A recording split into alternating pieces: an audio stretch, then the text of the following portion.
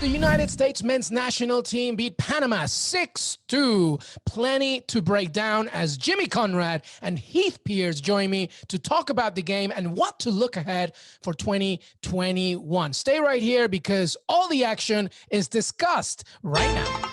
Welcome, everybody. And the U.S. men's national team wins 6-2 against Panama in Austria. And these European-based Americans end their 2020 campaign with the nation, as maybe there might be a December camp later on with Liga MX and MLS players. But for now, 6-2 against Panama. We have Heath Pearce and Jimmy Conrad. Heath, how are you, my friend?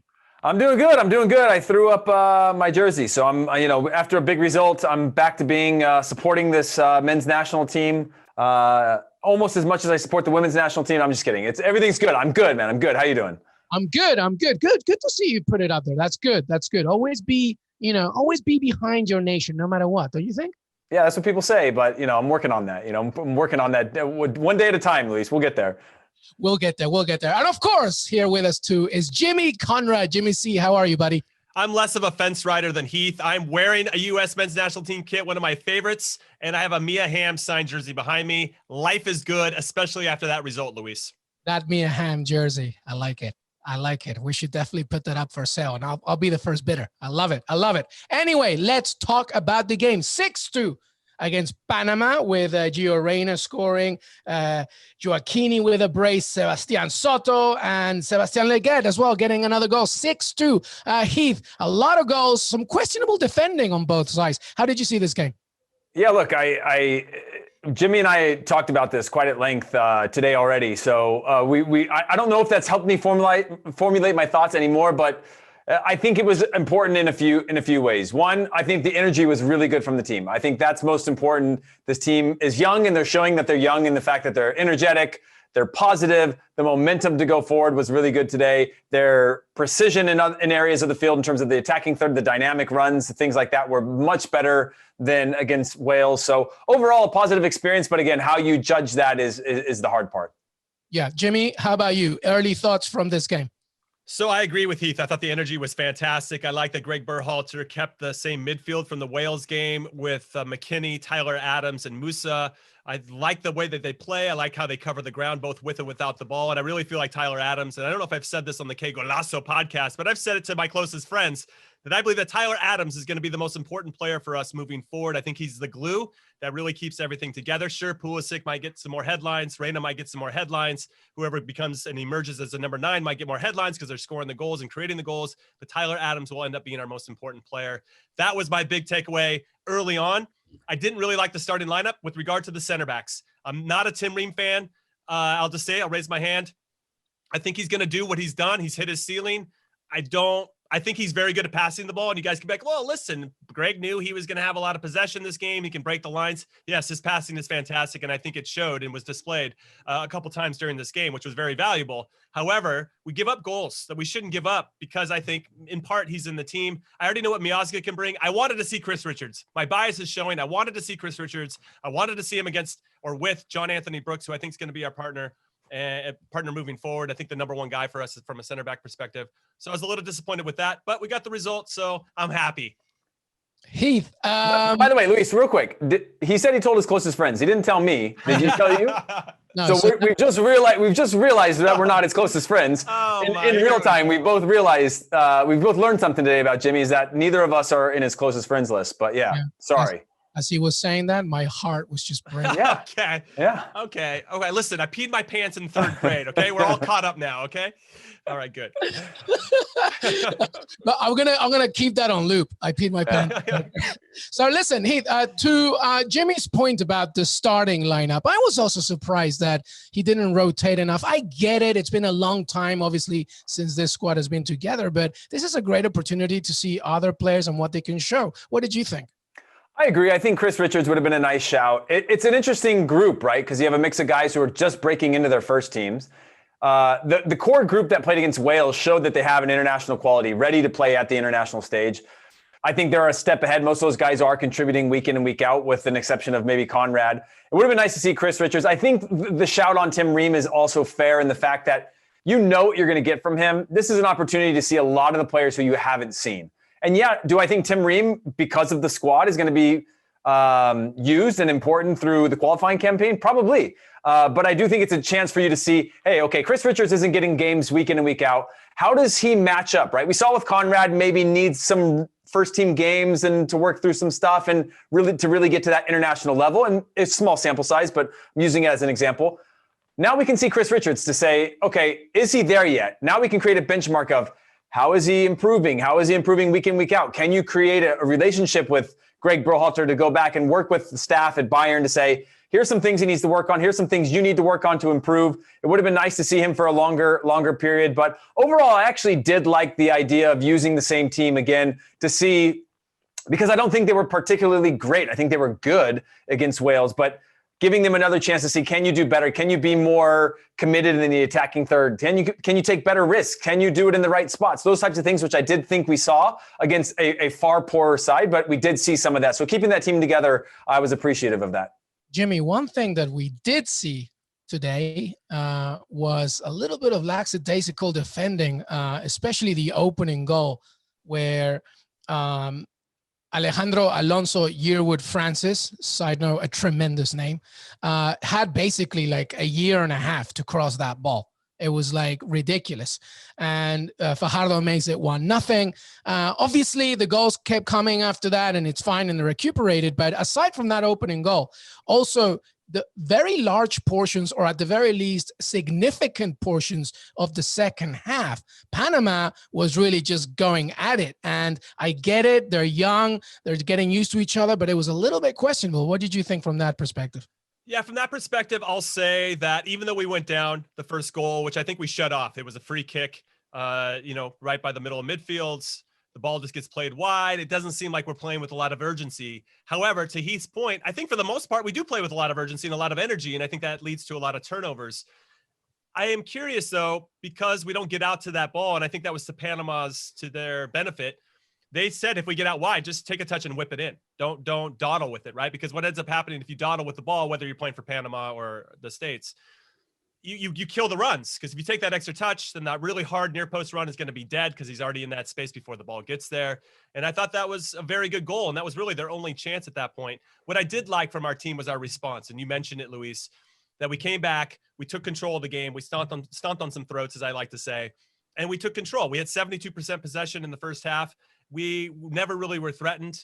And I like the fact that we're outplaying teams that we should outplay. We're better than them on paper, and we're playing better than them in real life. I think there has been a knock on U.S. teams in the past that we played to the level of our competition. And this was a good opportunity for us to start to distance ourselves because of our quality. And I thought that shone through. That was like my positive takeaway. On the negative side, we can't let that one chance score, right? That's something we have to eliminate from our game. I thought we were a little bit tighter defensively against Wales. I thought it showed, and 0-0 result proves that. But we were a little lackadaisical, to your point, and how we address that. I mean, really it comes down to communication. It's Miazga yelling at Cannon to get out to step to the ball, and so Cannon knows he can go with confidence. It's then Ream saying, hey, you got a guy off your left shoulder. It's all these little tiny little things they're going to have to improve. And what I really like to Heath's point, and then I'll pass the mic, is that we kept the same lineup, and that allowed us to build these relationships. So, for instance, we had Dest and Musah on the right side against Wales, and in this game, they were on the left side. I like that they're building rapport between each other, especially when they overlap and have to understand when they're going to go forward and who's going to drop off. Excuse me. So when we start changing center backs and all that other stuff, it's hard to build that rapport, I think, in those situations, which is why I didn't want to see Ream. I'm probably being a little bit too harsh on him. I just really wanted to see Richards because I think he's the future, and Tim Ream's going to be the guy that kind of helps us get through qualifying due to his experience, but maybe won't even be a guy we select for the World Cup at the end.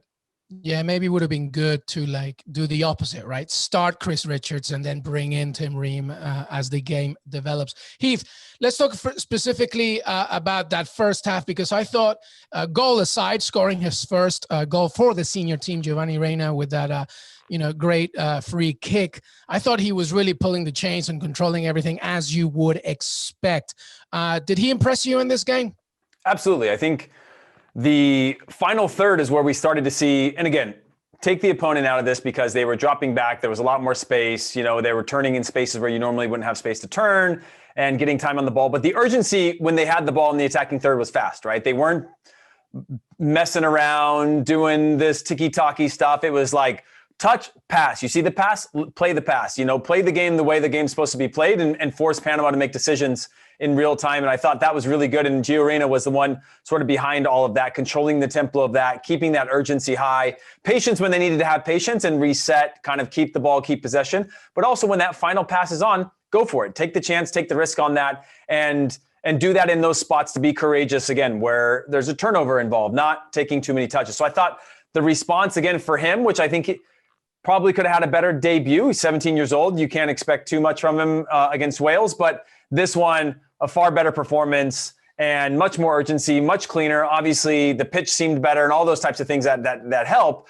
But just the movement of the players, the dynamic movement, short little diagonal runs, all that stuff seemed far, far better today, which I think is a credit to keeping that lineup, at least some of that lineup together, so you can start to get a feel for where the spaces are. And again, the other thing that I liked is the intelligence from these players today. There's not a lot they're going to know about this Panama team, right? So you come out the first game, you give up first few minutes, you give up a goal. It's easy to kind of fall into the trenches, but then the game, like any sort of chess game, starts to present itself. Where's the space? Is it in the middle? Is it wide? Is it darting runs? They all start. A number of them, including Gio Reyna, started to have that real understanding and feel for the game to say, okay, this is where we're going to win the game. This is where our spaces are going to come, and this is where we have to execute. And they did that, again, against a very weak Panama squad, but they were able to have that intelligence to solve problems in real times and get a result, which I think is really important. One thing that we did like, Jimmy, as well was, Nicolas Gioacchini getting a brace, an early brace, and Sebastian Soto getting 2 goals as well. A position where we have all said, could be a bit of a puzzle as the U.S. moves ahead. But definitely in the first half, we saw the full story of Nicolas Gioacchini, right? 2 good goals, but then obviously missing that penalty later on. Listen, terrible penalty. Young players out there. Listen, please don't ever do a one-step run-up. Please, I'm begging you. Please don't. It's just the worst. Jimmy, Jimmy, it's just terrible. Jimmy, what do you think of Gioacchini's performance today? Yeah, I think overall he was impressive. I had never really seen him play before, even though he plays for or as I like to call him, the Conradinos over in League 2. Should we cut and start? Should we do that one again? No. Are we going to let Jimmy leave that joke in there? No, you have to leave that joke. The Conradinho is my favorite French team. But I hadn't really seen him play meaningfully, and I really like that we had a number 9. That was a big contrast to what we saw against Wales when we had the false 9. Lletget was playing there, but he just has a natural tendency to drop into midfield. So we lacked a little bit of presence against Wales. Here we had somebody sit between the 2 center backs for Panama. He was looking to run off the back shoulder if there was room to do that. He was looking to combine, which was very important in holding the ball up as well. Even though we had a lot of possession, he was still trying to find those pockets, even in, there's like 18 guys in and around him trying to find some spots. And he got on the end of 2 in the first half. He put his head in a dangerous spot. Very McBride-like, I think, for his header to be in a good spot and to put himself at risk to score that goal. I thought it was very promising. I think the big question mark, I think, for everybody that watched the game is how can we really evaluate these guys against a Panama team that wasn't very good, and the goalkeeper in particular was not very good. That's going to be the big thing, I think, for Gregg Berhalter and the coaching staff is, okay, we saw these guys, they beat a team we should beat. What are the real takeaways here? And I think there are a lot of positives, obviously scoring a bunch of goals, getting guys in good spots, getting confidence are all really valuable. But when it comes to like that hardcore evaluation, I think it's going to be hard in some ways because they didn't test us in a way that maybe some other countries would have. Stay right here, guys, because we'll be right back to break down a little bit more of this game, some players to highlight, of course, as well as how to make sure that Yunus Musah stays with the U.S. All of that and more. Stay right here because we'll be right back. Welcome back, everybody. We continue to break down the 6-2 win of the U.S. against Panama. Heath, let's talk about Yunus Musah for a second. This player is very important.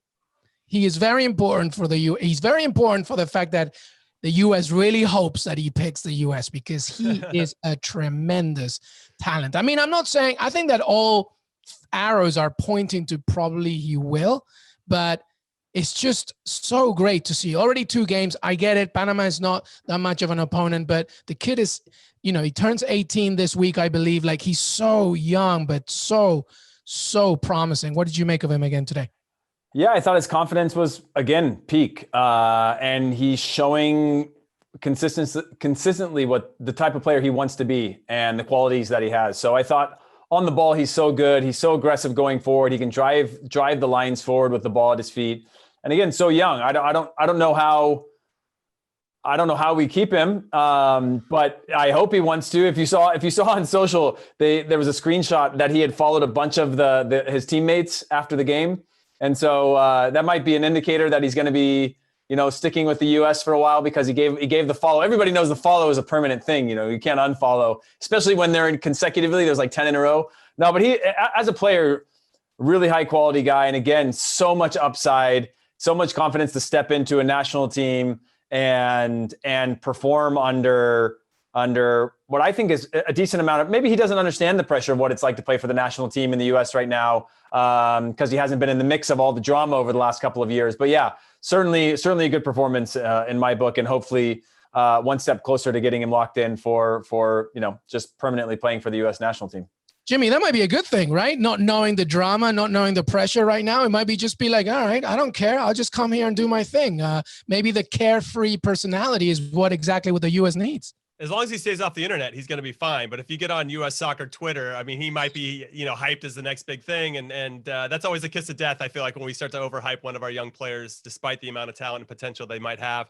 What I wanted to say about Musah in particular, and Heath has played on these teams as well, where we finally have a midfield where they're all kind of thinking the same things, right? They're all looking to can we break the lines and either pass forward quickly or run with the ball quickly, or what can we do to do something going forward quickly?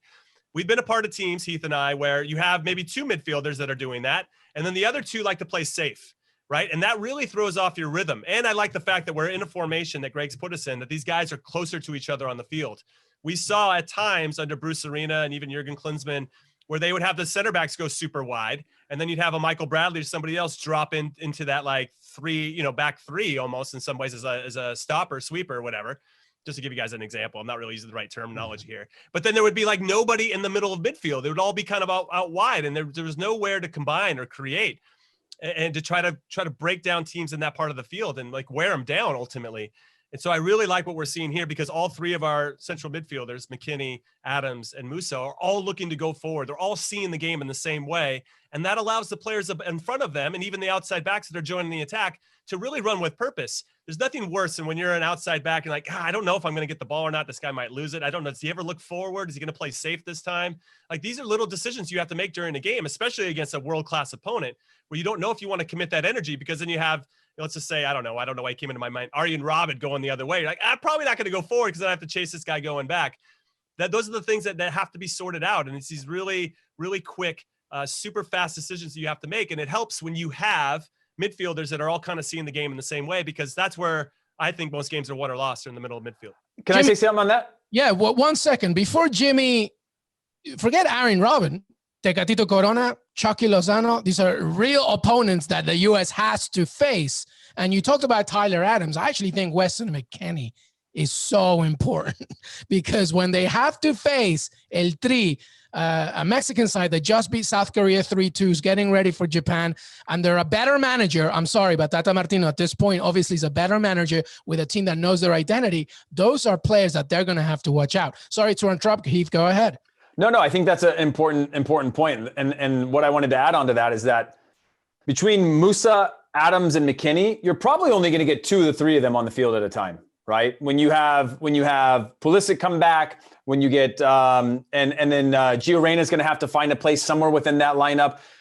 But the upside that I see is that you start to see a game model. You start to see a system of play that the team understands. Like Jimmy said, drop back to get the ball at your feet as a holding midfielder.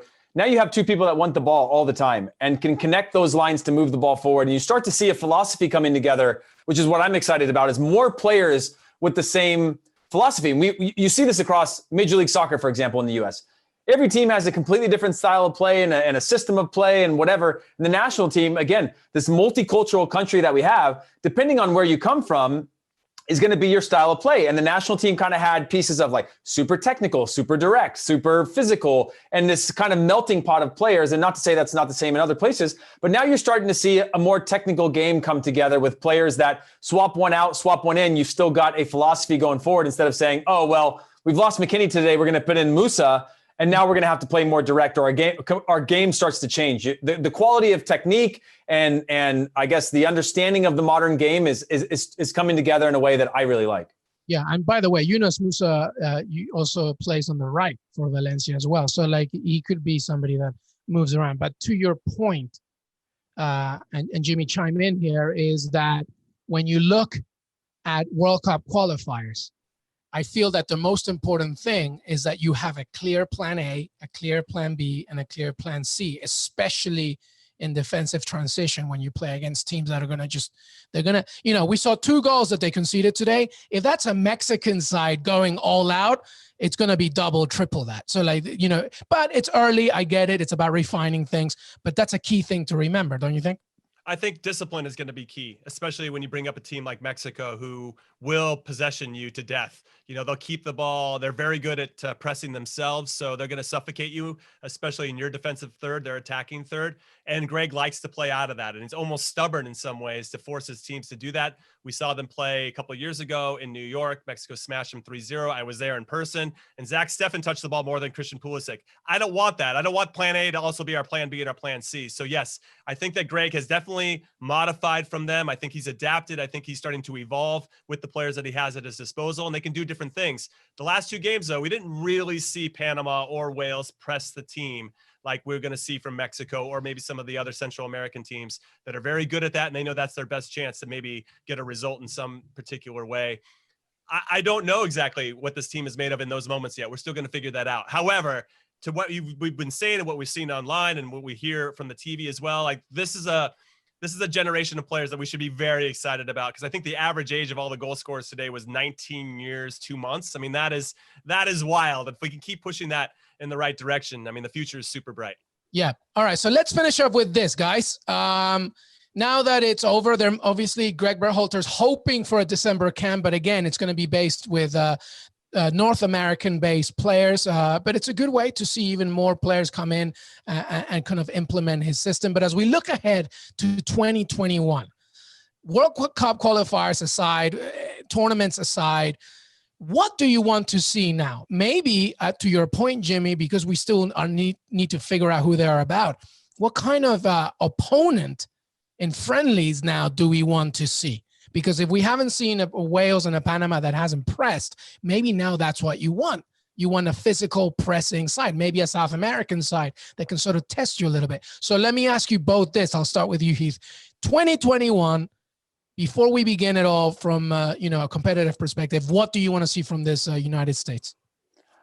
Well, I want to see them play a range of teams that are going to test them in a number of ways, right?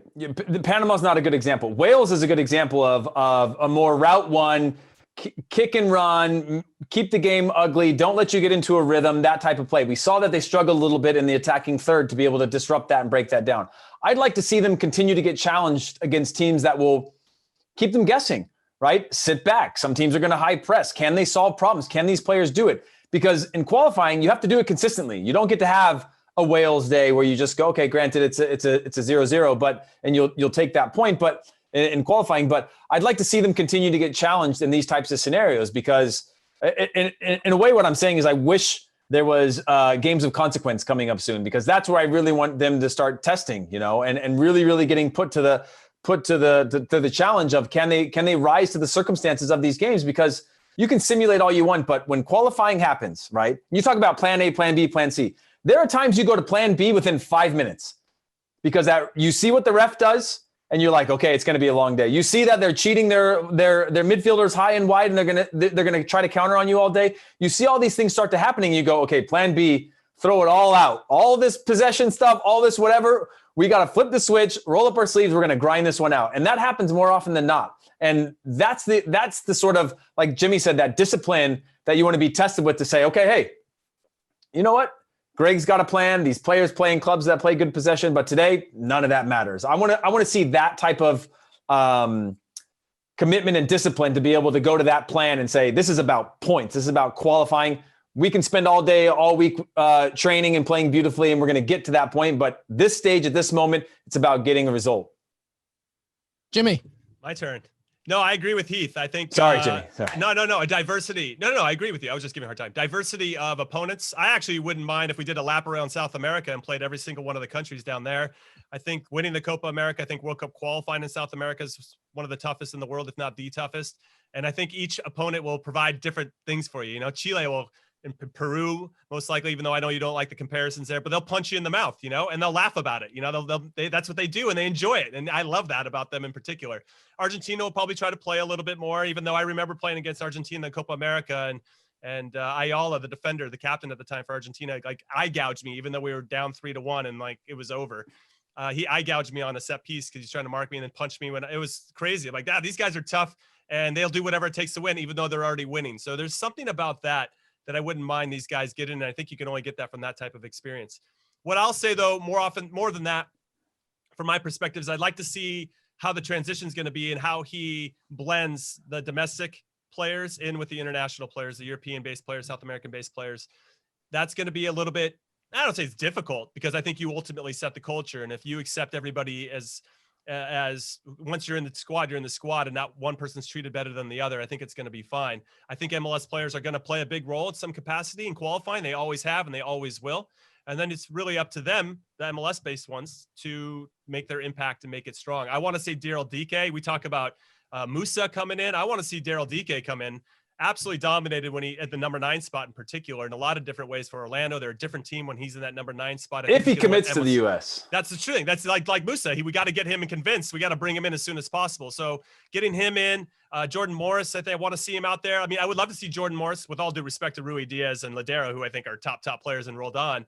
You know, you get Morris out there with a Pulisic or a Gio Reyna. I'd like to see them kind of like work together. So I want to see him. He's up for MLS MVP. You know, we got Aaron Long, Walker Zimmerman are 2 center backs that I think could do just as well, if not better than Miazga and Tim Ream, in my humble opinion. And we have some other emerging talent. Brendan Aronson, he's going over to RB Salzburg. Why not bring him in? If you're going to bring in young players, give him a look. Paxton Pomykal. There's a lot of players that I think deserve a look, and hopefully he'll do that. I think this January camp in particular is going to be super important. If we can get a December game, even better. But that camp is going to be 3 weeks for a lot of these players to say, hey, I can be a guy you can count on. I'm a guy you can trust. And then as we started to get into World Cup qualifiers, we can start to merge all this talent together. And it's going to be good problems for Gregg Berhalter to have, because he's going to have a lot of options. Oh, Jordan Morris has to be in this lineup. For sure. He's too good, and he's too much of a leader as well. He doesn't mind getting dirty too, and that's what I like about him. The other point, maybe you mentioned South American teams. May I present to you Ecuador, a very talented team who has a lot of grit. And on the other side, how about Scotland, who just made it to the European Championship? They have a tremendous amount of talent. They're very resilient. It's going to be a super, super interesting 2021 as Mexico continues to push, and the U.S. now saying, hey, don't forget about us either. Jimmy Conrad, Heath Pearce, always good to have you. I didn't call you my fellas today, Heath, by the way. That's okay. Hey, real quick, the way that you get these guys to play for the U.S., just like they do in recruiting for college football, everybody knows how to do it, you know? You buy them a car, buy their parents a house, and it's done, you know? Yeah. Just watch the movie Blue Chips, and just always good to have you guys. Even though we're not best friends of Jimmy, it's always good to have him anyway. So I gave you my deep dark secret. Oh, this is crap. Guys, stay tuned, because we have plenty more Que Golazo coming. Guys, thank you so much for joining us. I want to thank Jimmy Conrad and Heath Pearce for joining me today. Don't forget to follow us on Que Golazo Pod on Twitter. And please, if you're listening to this on CBS Sports, make sure that you listen to us on Apple Podcasts, Spotify, or Stitcher, or anywhere where you listen to your pods. Leave a rating and review. The more the ratings, the more the reviews, the more we grow, baby. Thank you so much for joining us, guys. See you next time.